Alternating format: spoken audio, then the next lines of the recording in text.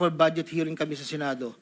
Kasama ko si Yusek Bernardo. Sa pagitan ng alas 9 hanggang alas 10 ng gabi, habang kami naghihintay, tinanong ako ni Yusek Bernardo kung meron pa akong gustong lagyan at meron pang available na 355 si SJE. Ayon po kay Yusek Bernardo. Sabi ko po, boss, meron naman. Sagot ni Yusek Bernardo sa akin na ipasok ko agad sa kanyang listahan ng oras na yun. Agad-agad po akong nagpagawa ng listahan sa staff ko at sa loob ng 10 to 15 minutes, pinasa ko na po ang listahan kay Yusek Bernardo. Ito po ang listahan ng mga proyekto na banggit. Ito po ay puro pumping station po with floodgates. Ito po ay phase 3. Dahil may nauna na pong phase 1, phase 2. Ito po ay 7 project. Mayroon pong 360 million, isang 45, isang 50, dalawang 40 million na may kabuang 355. Ang proponent po nito ay 25% at binigay ko yung Yusek Bernardo kasama ang may iba pang proponent ng mga pondong binaba niya sa akin para sa taong 2025. Wala po akong direktang transaksyon o direktang pakipag-ugnayan kay Senator Jinggoy. Pangapat, Congressman Elsaldi ko. Noong August 20 o September 2021, nagkakilala kami ni Congressman Saldico sa isang pagtitipon meeting sa Shangri-La, Bonifacio. Doon ay napag-usapan namin ang plano ni Kong Saldi na sumubok na magbaba ng pondo papunta sa aking distrito para sa iba't ibang proyekto. Pagkalipas ng higit kumulang na isang buwan mula sa aming unang pagkikita, ako ay nagpasa sa kanyang listahan ng mga proyekto na may kaugnayan sa flood control at ang mga proyekto yung tayo lumabas sa General Appropriations Act of 2022 na nagkakahalaga ng, andito po, 1, 2, 3, 4, 5, 6, 6 na proyekto po to. At ang pagkakatanda ko po to ay 519 million, ang una po. Sa pagitan ng 4 na taon, mula 2022 hanggang 2025, naging tagapagtaguyod si Kong Saldi ng mga proyekto sa Bulacan First. May higit kumulang 426 na proyekto. Ang kabuang halaga ng proyekto na ito, ayon po sa nalakap kong record, ay hindi bababa sa 35 billion, 24 million pesos. Million or billion? Billion, Your Honor. Andito po yung summary. Pwede ko pong state, Your Honor. Go ahead. Sa taong 2022, yun po yung una, bycam lang po ito ayon sa record ko po. 519 million. Sa 2023, 5 billion 790 sa NEP, 3 billion 250 sa bycam, at 3 billion 890 sa UA. 2024, 5.8 billion sa NEP, sa bycam 5.084, sa UA 3.306. Sa 2024, nagkakalaga po ng total na 14 billion 190, sa 2023, 12 billion, sa 2022, 519. Noong pong 2025 ay 7 billion 385 na lang po sa NEP. Wala na pong kasunod. Sa bawat proyekto na pinapasok ni Kong Saldi, meron akong binigay na obligasyon sa kanya para sa pondo base sa aming kasunduan. Noong 2022, ang kaniyang hinihingi na budget sa bawat proyekto ay 20% lamang po. Noong 2022. Kung makikita niyo po, Your Honor, isasabay ko na rin po ito, na yung larawan po nandun po sa, kasama po ako, na nakatayo, yung opisina, yun po yung 20% po na 2022 inaayos po namin doon sa litrato po. Subalit nung taong 2023 hanggang 2025, ito tumaas ng porsyento ng 25% po. Ang pag-abot ng porsyento para kay Kong Saldi sa bawat proyekto ay kadalasang hindi isang baksakan. Ito rin ay nakadepende kung paano na ipasok o na-insert. Kapag ang proyekto ay napasok sa NEP, ang unang 10% ay agarang binibigay ko kay Kong Saldi. Habang ang balanse na 15% ay paglabas na po ng GAA within 1 to 2 months. Iniipon ko muna po yan bago po ipadala sa kanya. Kapag ang proyekto naman ay naipasok ng Kong Saldi sa BICAM, ang unang 10% ay binabayad sa kanya matapos lumabas ang GAA at ang balancing 15% ay binibigay makalipas ng 2 buwan mula nang maaprubahan ng GAA. Pero kapag proyekto ay naipasok gamit ang UA, ang 25% ay agarang iniipon ko pat ibinibigay kay Kong Saldi. Ang pambayad para kay Kong Saldi ay nanggaling sa mga advances mula sa kontratista pero hindi na alam ng mga kontratista kung para kanino ang advance na yon. Ang pera na nakalaan para kay Kong Saldi, dinadala sa akin. Ako naman po ang nagdadala o naghahatid na hinihingi porsyento ng Kong Saldi sa iba't ibang tao niya. Hindi ko po siya na-meet during pagdadala. Ang tao niya po ay may alias lang Paul at Mark. Dahil sila po yung nag-message po sa akin through Viber, disappearing message po iyon, na doon ko po dadalhin. May isa o 2 beses na dinala ko sa parking lot ng Shangri-La Hotel, Bonifacio Global City, ang porsyento ni Kong Saldi. Paminsan-minsan man, inahatid ko ito sa kanyang bahay sa Ladybug Street, Valle Verde 6, Pasig City. Mula Ortigas po, kakaliwa ka stoplight, may gate ka kanan, kakaliwa ka kanan, makikita na po yung bahay.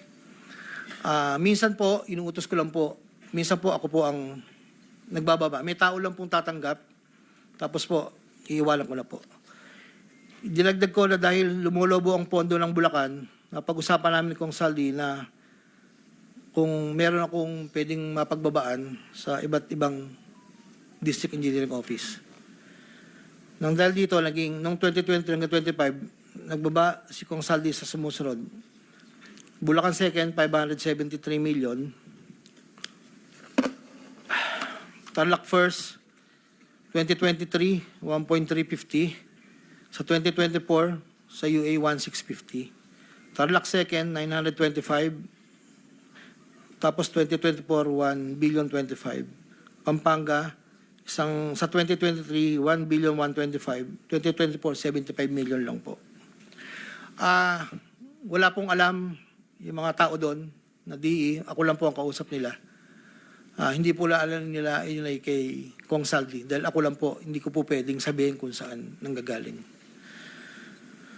Ito po, ang mga iba naman pong nagbababa ay nakilala ko ang kumpanyang Pearlstar. Ngunit kahit pamilyar ako sa Pearlstar, hindi ko kilala ang may-ari nito. Naging tauhan ng Pearlstar ang kilala ko na MK. Na-meet ko po siya sa district. Meron po siyang project na isang tulay na inabutan ko before. Sa pagkakalam ko, si MK ay anak ng may-ari ng Pearlstar. Nagkaroon ng pagkakataon noong 2020 na lumapit sa akin sa MK na Pearlstar na nakiusap na humingi ng listahan para sa flood control. Ayon kay plano raw nilang lakarin ng pondo para sa mga flood control projects. Ako'y nagbigay sa kanyang listahan at nalumabas naman po ito sa GA at UA. Kinaklaro ko na wala akong alam o personal knowledge kung paano nakuha ng Pearlstar ang pondo at kung sino ang kausap nila para masiguro ang pagkuha ng pondo.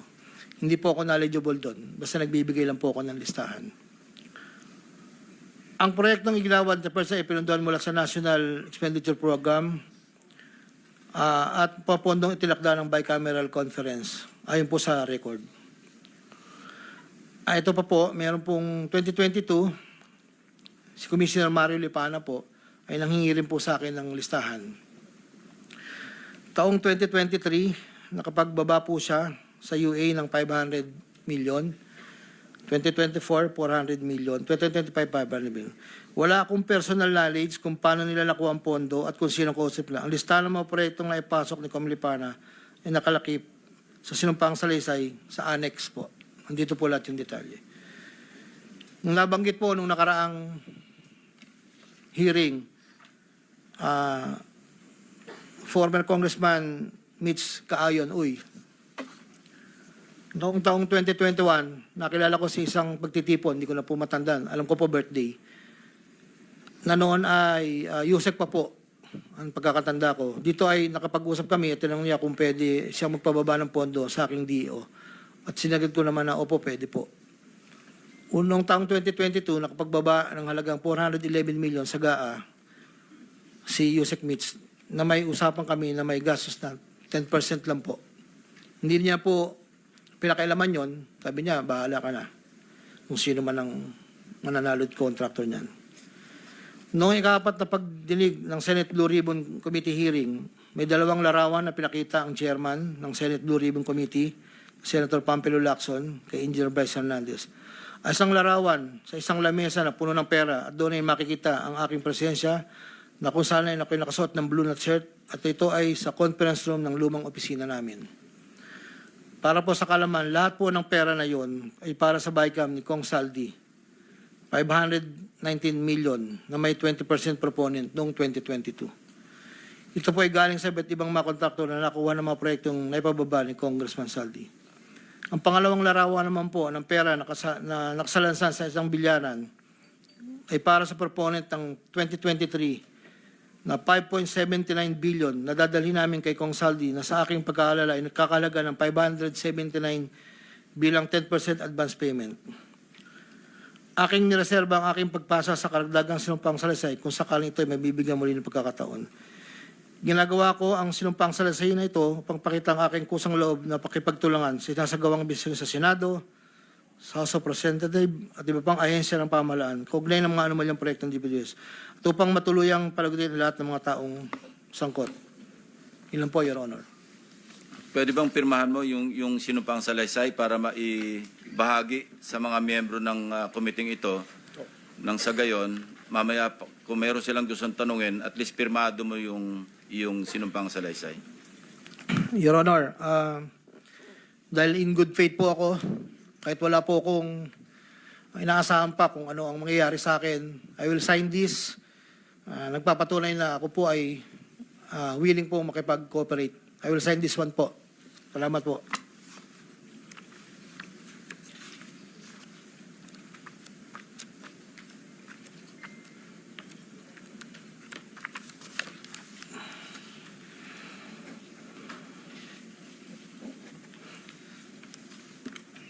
While he is signing, Secretary Remulla, I understand you have a manifestation to make before the committee. Yes, sir. Morning, Mr. Chairman. Morning, members of the committee. Due to the gravity of the allegations in the affidavit and it being a sworn statement, I believe that this will be very helpful to the Department of Justice and the Witness Protection Program in trying to file a case as soon as possible, as this is the demand of the people. This is what the people of the Philippines want. So, in that regard, Mr. Chairman, I hope that I will be allowed to bring Mr. Alcantara to the DOJ this morning, so that we can evaluate his affidavit in full, given all the annexes, and that we can also ask him to sign certain documents that may be necessary to pursue the malefactors mentioned in his affidavit. That is our request, Mr. Chairman. On condition that you have to bring him back after lunch, so the members of the committee may also propound questions. No? Yes, sir. We will bring him up.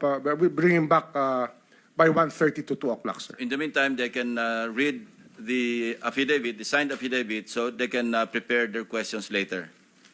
Yes, sir. Any objection? Hearing none, so the manifestation or the request of the Secretary of Justice is hereby approved or granted.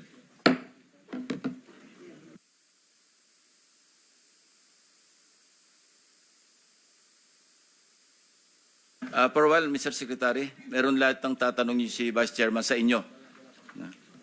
Thank you. Teka, sandali. Anyway, you're the Vice Chairman. Go ahead. Thank you, Mr. Chair. May question lang po ako kay Secretary Remulla.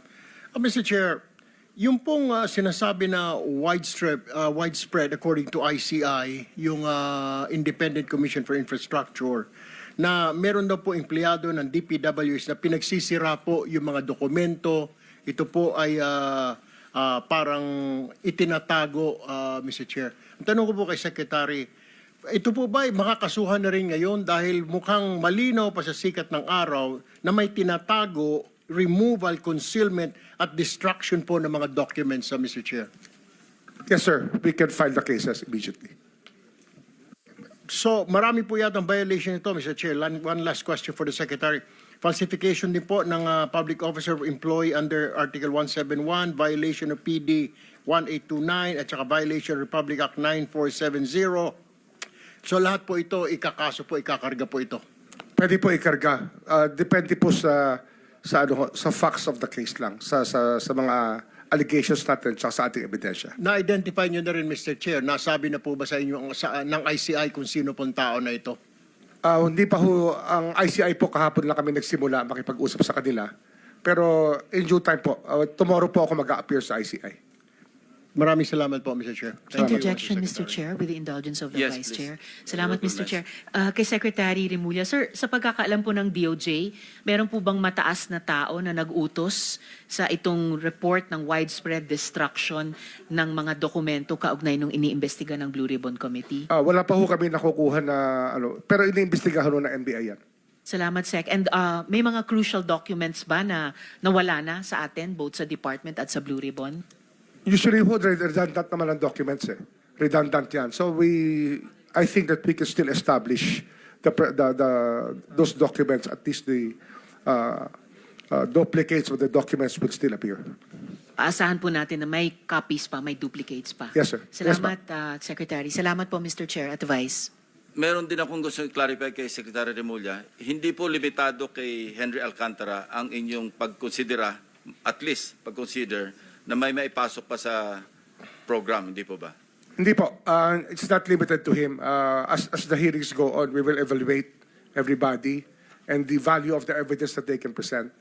At saka syempre po yung vantage point kung sino talaga makakapagturo sa mga salarin, kung ika nga. So pwede rin pong matanggap sa Witness Protection Program ang mag-asama Diskaya, pwede rin si Bryce Hernandez, maski sino sa mga resource persons natin, depende sa inyong evaluation. Opo. At sa ngayon po, we can, if they apply, we can consider them protected witnesses already.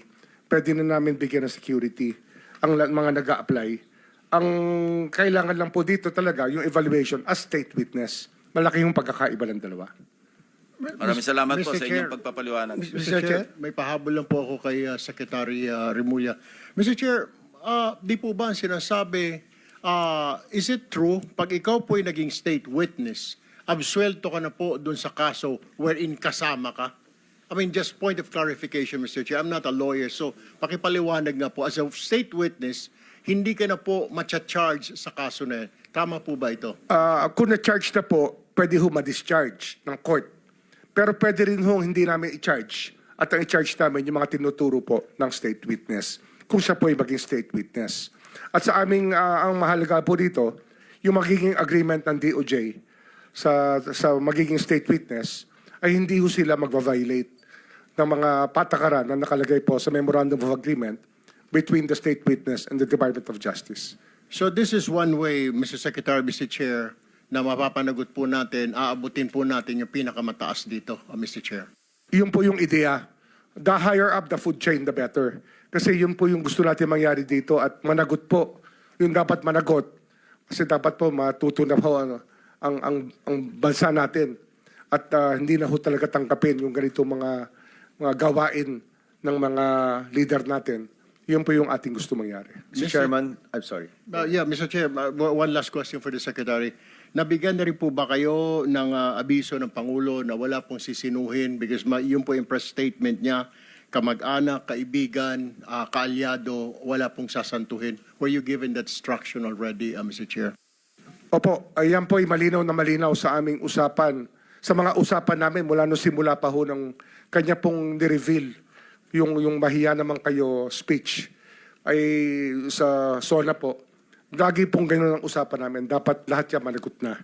Panagutin natin lahat. Mr. Wala Chairman, tayong pipiliin. quick question for the Secretary. Since there are other members who want to ask questions, can we go back to the original guidelines laid out by the chair, yung in their order of arrival? So kung may tanong, alam may tanong si Senator Pangilinan, siya po nauna rito, papayagan po siya magtanong. Kung wala naman, para makapagtrabaho na rin kayo, pag-evaluate ninyo, susunod-sunod rin na lamang. Senator Pangilinan? Yes, no, just a manifestation that pagkatapos pong ibalik dito si Ginoong Alcantara, kasama pa rin ang Secretary of Justice mamayang hapon. Para, Pwede ho. Darating po ako. Sasama po ako. Okay, and maaari na rin ma-update dun sa pag-uusap ninyo, pagbalik po ninyo. Doon na lang po ako magtatanong. May mga bagay po siguro baka executive session natin pag-usapan. Yes. With that, wala na po akong tanong kay Thank you, Secretary. Senator Kiko. Senator Bam? Quick question for the Secretary. Secretary, pagdating sa pagbabalik ng pera, tama ba na pwede itong gawing kondisyon sa pagpasok sa Witness Protection Program o pagiging state witness? O hindi ho kasama ang usapin po ng pagbabalik ng pera? Ang ano ho kasi, ang pagbabalik ng pera, yan po inuutos ng korte. Pero para ho makita natin ang good faith ng isang testigo, isang tanong po yan na binibigay natin sa kanila. Kasi kung gusto ho nila maprotektahan, dapat yung full good faith, isosolid talaga nila. Yun po yung isang test natin sa kanila. Hindi ho, wala ho yun sa patakaran, pero isang test po kung reliable po yung witness o hindi. Mr. Secretary, palagay ko po yan ang hinihintay ng maraming tao. Kung meron pong mag-state witness, mahalaga na maibalik po yung pera na ninakaw po sa ating bayan. Opo, salamat po. Mr. Chairman, Chair. just very quickly lang, just to follow up. Okay, Very quick. go ahead. Yes. At doon sa usapin, kasama ba na sa usapin ng good faith, ilalabas niya lahat ng mga accounts niya at ipapaabot sa inyo? Hanggang sa kaya pong makuha sa testigo, yan po yung talaga mga gusto natin mangyari. Kasi Accounts nga, and amounts. opo, kasi may dalawa naman tayong proseso rito. Pwede ho itong hingin sa kanila.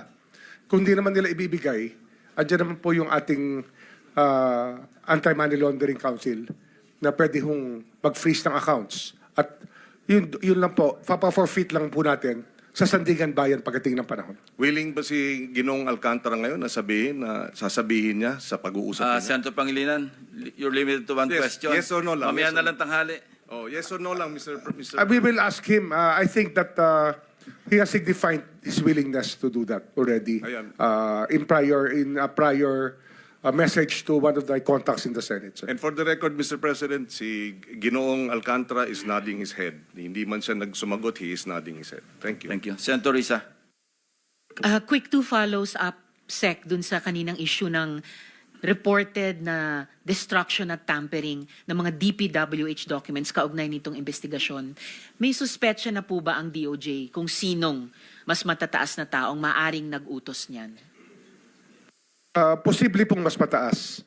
Yan po yung ating tinitingnan sa loob po ng opisina ng DPWH tsaka lahat po ng pwedeng mabanggit sa mga sinumpang salaysay. Yan, wala ho makakatakas dito pagdating sa suspecha. Everybody's a suspect pag nandito na po sila. Everyone is a suspect all the way up to the top of food chain, ika nga sa DPWH. Opo, opo. And lastly po, kung mayroong mang kayong ma-establish na importanteng dokumento na natamper na o na-destroy na, paano pong gagawin? Paano po bubuin yung chain of evidence tungkol sa iniimbestiga ng komite? We will have to resort to secondary evidence. Pero yeah, that is an accepted mode under the rules of court and under evidence. At para ma-preserve po yung secondary evidence that still exists probably right now, meron po bang magagawa ang DOJ na pigilin na itong reported na destruction at tampering ng dokumento dun sa kabilang department ng DPWH? Yung nga, pinag-uusapan na ho yan, as we speak ngayon, meron na ho kami mga taong nakikipag-usap sa kanila.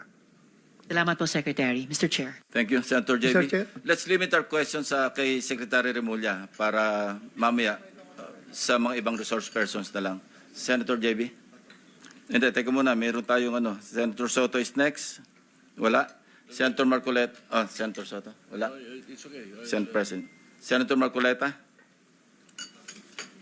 Thank you, Mr. Chair.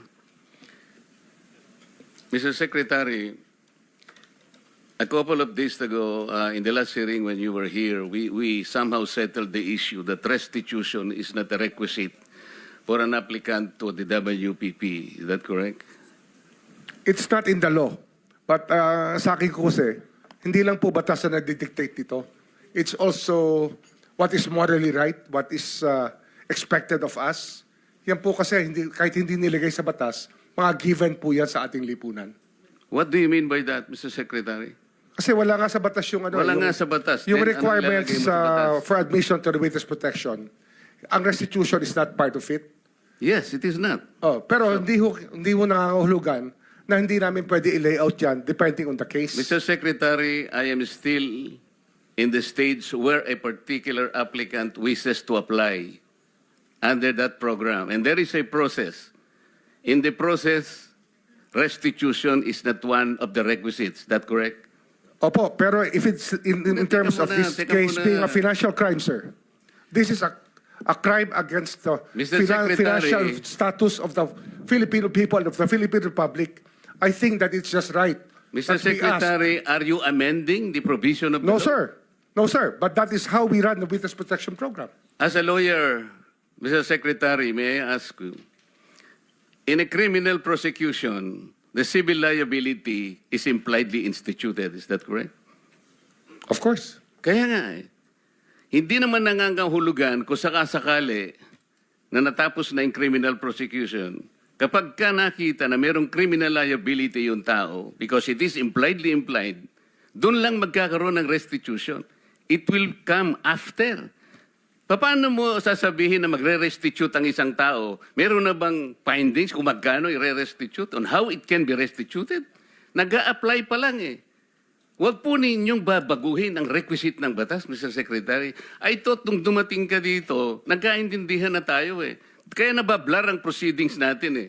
Kaya nga kinote ni, siguro, ang chairman kanina gusto kong ituloy ito, sinabi niya, nagpa-interview siya, na goodwill and sincerity should be done para itest.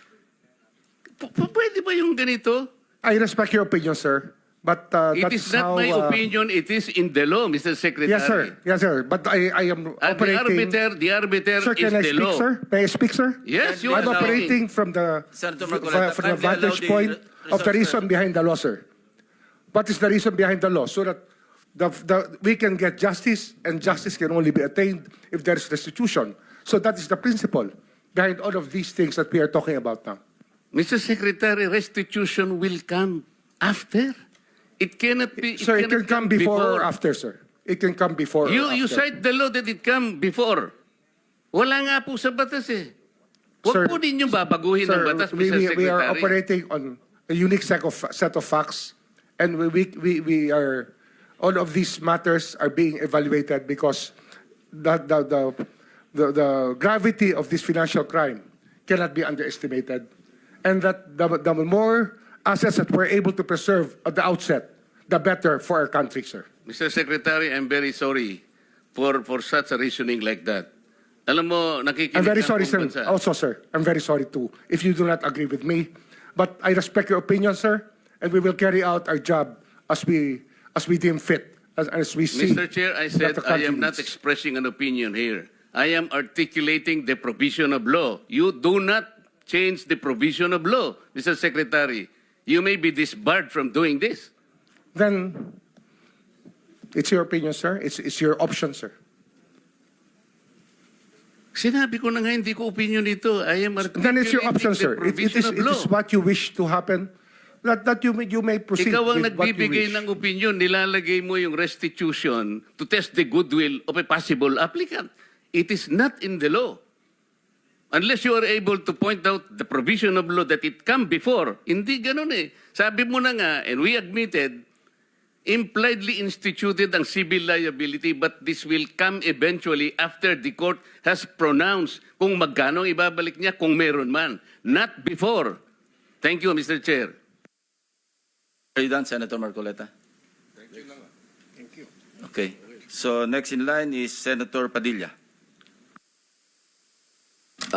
Please limit your question kay Secretary Remulla. Apo, gusto ko lamang pong sabihin kay Secretary, pangalagaan na lang po si Engineer Henry Alcantara. Yun lang po.